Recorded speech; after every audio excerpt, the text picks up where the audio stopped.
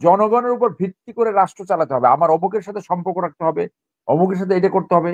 এরা যারা week leadership, যাদের জ্ঞান গরিমা কম, যারা পলিটিক্যাল সায়েন্সের উপর জ্ঞান নাই, যারা আন্তর্জাতিক সম্পর্কের উপর জ্ঞান নাই, এপিএস কাণ্ডকে কিন্তু আমি অ্যাপ্রিসিয়েট করি। আমি কেন অ্যাপ্রিসিয়েট করি জানেন? এই বিগত দিনের যারা মন্ত্রী হয়, এরা এই ঘুষ বাণিজ্য করে এপিএস এর মাধ্যমে। ডিপ্লোমেসিতে ক্যারিয়ার ডিপ্লোম্যাট, তাকে কি তার বিরুদ্ধে কোনো ব্যবস্থা নেওয়া হয়েছে? আমাদের তো নলেজে নাই। তো তাকে যে মেরেছে তার হাজবেন্ড, সেটা তো ক্রিমিনাল অফেন্স। বউকে মেরে সে নিজে মারে, এটা একটা ট্র্যাজেডি। একটা স্ট্যাটাস দিয়েছিলাম যে ভারতই চাচ্ছে এই অন্তর্বর্তীকালীন সরকারকে ব্যর্থ করতে, এবং সেটা তো হবে। প্রফেসর ইউনূস সাহেব যখন ফ্রান্স থেকে আসছিলেন, উনি বলছিলেন যে ভারত যদি আমাদেরকে আনস্টেবল করতে চায় তাহলে সেভেন সিস্টার আনস্টেবল হবে। উনি কিন্তু ঠিকই রিয়েলাইজ করতেছিলেন, কিন্তু এই অ্যাডভাইজার হওয়ার পরে সে বোধহয় ইন্ডিয়ান পন্থী কিছু অ্যাডভাইজারের বুদ্ধি নিয়ে তার ওই জায়গা থেকে সে কিছুটা সরে আসছে। এখন কিন্তু ওই স্ট্যান্ড নাই, তার ওই স্ট্যান্ডটাই ছিল সঠিক স্ট্যান্ড। সেই জন্য বলি যে এই সরকারের ভিতরে ওই রয়ের এজেন্ট আছে, মানে চারজন তো একদম অ্যাপারেন্ট। রত আর লেখা থাকবে না রয়ের এজেন্ট, যে এরা বোঝা যায় যে ইন্ডিয়ান স্বার্থকে, এবং তারা তাকে বুদ্ধি দিয়া সে হেডমাস্টার টাইপের একজন এক্সপিরিয়েন্সড হেডমাস্টার, এই জন্য একদম আনসেটেল হয়ে গেছে। ইকোনমিক্স এর লোক, ছোট ব্যবসা করে, মাইক্রো বিদেশে ঘুরে টুরে একটু বিভিন্ন জায়গায় বক্তব্য বিবৃতি লেকচার দিয়ে রাখে। এখন উনি যে মেন্টালিটি নিয়ে বাংলাদেশে এসেছিলেন, যে হি পারফেক্টলি রিয়েলাইজড যে ইন্ডিয়া আনস্টেবল করার চেষ্টা করবে, এবং ইন্ডিয়া যদি আনস্টেবল করার চেষ্টা করে তাহলে সেভেন সিস্টার আমরা আনস্টেবল করবো। That is the perfect position. সেই পজিশন থেকে সরে গেছে কিভাবে? সরে গেছে এইভাবে যে মোদির সাথে 4 বার দেখা করার জন্য প্রচেষ্টা করলো। ওয়াই? আপনার ডিপ্লোম্যাটিক নাইসিটি আপনি একবার বলতে পারেন, কিন্তু আপনি 2 বার প্রত্যাখ্যান হলে, 3 বার প্রত্যাখ্যান হলে, পরে আপনি ব্যাংককে তার সাথে দেখা করার জন্য সমর্থ হলেন। ওয়াজ ইট সো নেসেসারি? মোটেই না। আমাদের নিজস্ব সক্রিয়তা আমাদের দাঁড়াইতে হবে। যেমন সুইজারল্যান্ড, সুইজারল্যান্ড তো একটা নন অ্যালাইন কান্ট্রি। সুইজারল্যান্ড মাথা উঁচু করে জাতীয় সত্তা নিয়ে নাই। সিঙ্গাপুর ছোট রাষ্ট্র, জাতীয় সত্তা নিয়ে তারা এগিয়ে যাচ্ছে না। তো আমাদের শক্তি হলো আমাদের জনগণ, আমাদের শক্তি হলো আমাদের সক্রিয়তা, আমাদের শক্তি হলো আমাদের যে আহ, জন জনগণ এবং এই বিভিন্ন যে অর্গানাইজেশন, সেইটার উপরে নির্ভর করতে হবে, এবং জনগণের উপর ভিত্তি করে রাষ্ট্র চালাতে হবে। আমার অমুকের সাথে সম্পর্ক রাখতে হবে, অমুকের সাথে এটা করতে হবে। এরা যারা উইক লিডারশিপ, যাদের জ্ঞান গরিমা কম, যারা পলিটিক্যাল সায়েন্সের উপর জ্ঞান নাই, যারা আন্তর্জাতিক সম্পর্কের উপর জ্ঞান নাই, যারা স্টেটসম্যানশিপ বুঝে না, প্রিন্সম্যানশিপ বুঝে না, যারা শুধু একটু রাজনীতি করে আর নিজের আখের গুছাতে চায়, তাদের পক্ষে তো এই ধারণা গ্রাফস করা সম্ভব নয়। এখন আমি বলি যে এই যে নতুন দলগুলো হয়েছে, আমি তো মনে করি বিএনপি এটা পজিটিভলি ভিউ করা উচিত। কেন? আপনারা গুণগত রাজনীতি করেন যাতে মাফিয়া ফেরত না আসতে পারে। এইটা হওয়া উচিত না যে বিএনপির মিটিং এ এখন কত লোক আসে। এটা যারা ক্ষমতায় থাকে অথবা ক্ষমতায় যাওয়ার উপক্রম হয়, লোক তাদের ওইখানে ভিড়বে। এই মুহূর্তে আপনার কোয়ালিটি কন্ট্রোল করার সুযোগ আসছে। ওই যে বলা হয় যে ওই নির্বাচন কমিশনের কাছে 50 জন লোক ছিল, এই তুচ্ছ তাচ্ছিল্য ইভেনচুয়ালি কারো উপকারে আসে না। কারণ শেখ হাসিনা একটা একটা অন্যতম শক্তিশালী ফ্যাসিস্ট ছিল, যে তার বাংলাদেশে সব ছিল, আর্মি, বিজেপি, প্রশাসন, পুলিশ, ইন্ডিয়া, রাশিয়া। সে কি টেকতে পেরেছে? অতএব এই লোক কত সময় হলো এইটা প্রমাণ করে না যে আপনি কোয়ালিটি রাজনীতি করছেন।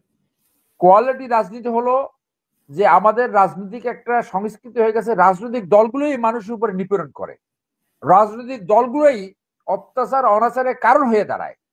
যে রাজনীতির মূল উদ্দেশ্য হচ্ছে জনসেবা, সার্বভৌমত্ব রক্ষা করা, ন্যায় বিচার সুশাসন প্রতিষ্ঠা করা, মানুষের অধিকারকে রক্ষা করা।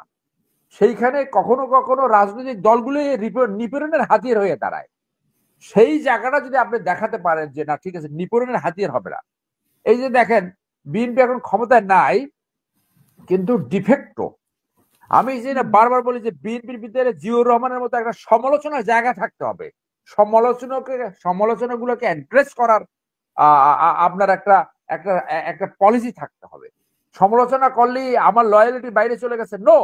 আমি আপনার মতের সাথে একমত হলাম না, আমি আপনার সমালোচনা করলাম, আমি যদি বিএনপির কোনো নেতৃত্বকে সমালোচনা করি, আমি এখনো বিএনপির মেম্বার, সেটা তো বলা উচিত যে দেখেন ব্যারিস্টার সরোয়ার তো আমাদেরকে সমালোচনা করতে পারে, কে বলছে আমাদেরকে সমালোচনা করা যায় না? আপনি সেইভাবে দেখান। আপনাকে সবাই হুজুর হুজুর করবে, নম করবে, ভগবান বানাবে, ও তো আপনার ক্ষতি করছে। ওই রাজনৈতিক কালচারের দিকে যেতে হবে যেটা জিয়াউর রহমান প্রতিষ্ঠা করেছিল। সেই জন্য আমি মনে করি যে এই যে দলগুলো হয়েছে, আরো হোক না, আপনি তাদেরকে আহ্বান জানান, ঠিক আছে ভাই আপনারা পজিটিভ রাজনীতি করেন। এই পজিটিভ রাজনীতি আপনার এই ফেসিজম যে পালাই গেছে তাকে আসার পথকে রুদ্ধ করবে। আর আপনারা হানাহানি করবেন, মারামারি করবেন, আওয়ামী লীগ টাইপের রাজনীতি করবেন, রাজনীতির নামে দুর্বৃত্তায়ন করবেন, ওই ফেসিজম আসার কিন্তু সুযোগ সৃষ্টি হবে। এখন আমি বলি যে এপিএস কাণ্ডকে কিন্তু আমি অ্যাপ্রিসিয়েট করি। আমি কেন অ্যাপ্রিসিয়েট করি জানেন? এই বিগত দিনের যারা মন্ত্রী হয় এরা এই ঘুষ বাণিজ্য করে এপিএস এর মাধ্যমে। আপনি একটা এপিএস এর কথা বলি, মনির ভাই নিশ্চয়ই চিনবেন, মহারাজ নামে একটা এপিএস ছিল, আনোয়ার হোসেন মঞ্জুর। এই তার বাড়ি হলো ভান্ডাইরা, একসময় ছাত্রদল করতো, পরে আপনার জাতীয় পার্টি করছে, পরে আওয়ামী লীগের বিরাট নেতা হয়ে গেছে। সেই এপিএস আনোয়ার হোসেন মঞ্জু যখন আপনার পরিবেশ মন্ত্রী ছিল, এই পরিবেশের সব টাকা ওই ওই এপিএস খায় ফেলাইছে। এত টাকা খাইছে পিরিজপুর জেলাটাকে নষ্ট করে ফেলেছে অনৈতিক দেয়, মানে যাকে দরকার তাকে টাকা দেয়। সে জেলা পরিষদের চেয়ারম্যান হলো সব টাকা দিয়ে ঘুষের মাধ্যমে।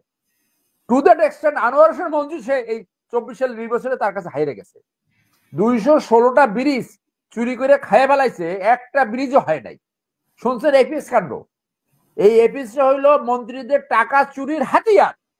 সেইখানে আমি আসিফকে এই ক্রেডিটটা দিতে চাই, অন্য জায়গায় আপনি সমালোচনা যাই করেন না কেন, ও ওই টাকার ভাগ নেয় নাই বলে কিন্তু এই এপিএসকে ধরাই দিছে। আর গত গত 30 বছরে আপনি দেখছেন কোন এপিএসির বিরুদ্ধে কোনো ব্যবস্থা কোনো মন্ত্রী নিছে? প্রত্যেকটা কোনো এপিএস আসিফের সাইন ছাড়া কিভাবে এপিএস কাজ করতে পারে? কম বেশি আসিফের সায়েন্সেরা হয়েছে, কিন্তু কাজটা তো ওই প্রক্রিয়া সে করায়, করাবার মাধ্যমে সাইন করার মাধ্যমে যে টাকাগুলো নিয়ে গেছে, সেটা যদি সে যদি রিজনেবলি টাকার ভাগ পাইতো তাহলে তার এপিএস কে ধরাই দিত না, আরো একটা এপিএস ধরা পড়ছে। কিন্তু আপনি দেখছেন গত 90 সালের পরে কোন একটা এপিএস এর বিরুদ্ধে ব্যবস্থা নেছে? কিন্তু যে মন্ত্রীর একটা গাড়ি ছিল না, এক একজন আঙ্গুল ফুলে কলা গাছ হয় কিভাবে? এই এপিএস হয়েছে তাদের ঘুষ খাওয়ার মেকানিজম। তো এই ছেলে বোধহয় এপিএস হইলেই বোধহয় এটা করা যায়। সেই জন্য এইটাকে আমি পজিটিভলি দেখি। আর খলিল সম্বন্ধে আমি বলবো বাজে বাজে রসছে, আমি এইটা সব বিশ্বাস করি না। আমি সেনাবাহিনীতে 21 বছর চাকরি করেছি। আপনি সে যদি কারোর সাথে প্রেম করে তাহলে সে ওই যে মেয়ে সেও ইকুয়ালি রেসপন্সিবল। তো সে ডিপ্লোমেসিতে ক্যারিয়ার ডিপ্লোম্যাট, তাকে কি তার বিরুদ্ধে কোনো ব্যবস্থা নেওয়া হয়েছে? আমাদের তো নলেজে নাই। তো তাকে যে মেরেছে তার হাজবেন্ড, সেটা তো ক্রিমিনাল অফেন্স। বউকে মেরে সে নিজে মারে, এটা একটা ট্র্যাজেডি, ট্র্যাজেডি। তো আপনি কথা কথা এটা বলবেন, এইটা আপনার সাবস্ট্যান্টিভ হইতে হবে। আমি ট্রুলি খলিল সাহেব সম্বন্ধে জানছি, আমি মনে করি he is a qualified diplomat. সে এই চায়না এবং আমেরিকাকে ব্যালেন্স করে যেভাবে আগাচ্ছে, এটা আমি convince, very efficient, very professional. এখন সমালোচনার জন্য আপনি সমালোচনা করবেন, সেটা করতেই পারেন, কিন্তু এই একটা লোককে কাজ করার সুযোগ না দিয়ে তার সমালোচনা করবে, তাহলে বাংলাদেশে আর কেউ কাজ করতে পারবে না। হ্যাঁ, আমার স্বার্থ আমি যা খুশি তাই বলতে পারি, এইগুলো ঠিক না। অতএব সেই জন্য বলছি যে প্রফেসর ইউনুস যে সমস্ত অ্যাডভাইজাররা কাজ করতে পারছে না, বয়সের ভারে অথবা অভিজ্ঞতা নাই, তাদেরকে সরিয়ে দিয়ে পুনর্গঠন। পাসপোর্ট নিয়েও তো উনি স্পষ্ট বক্তব্য দিতে পারলেন না, উনিও তো এটা নিয়ে পেঁচালেন বিএনপির সাথে। না, সেদিন তো দেখলাম যে আমি বাংলাদেশি নাগরিক, সেটা তো ক্লিয়ারিফাই করছে। এবং এখন আমি তো বলতে পারি আমি বাংলাদেশি নাগরিক, কিন্তু আমি তো ব্রিটিশ নাগরিকও। এখন আমি যদি বলি না, সে বলছে আমি একমাত্র বাংলাদেশের নাগরিক। সে চাকরি করছে কিন্তু সেই নাগরিকত্ব নেয় নাই।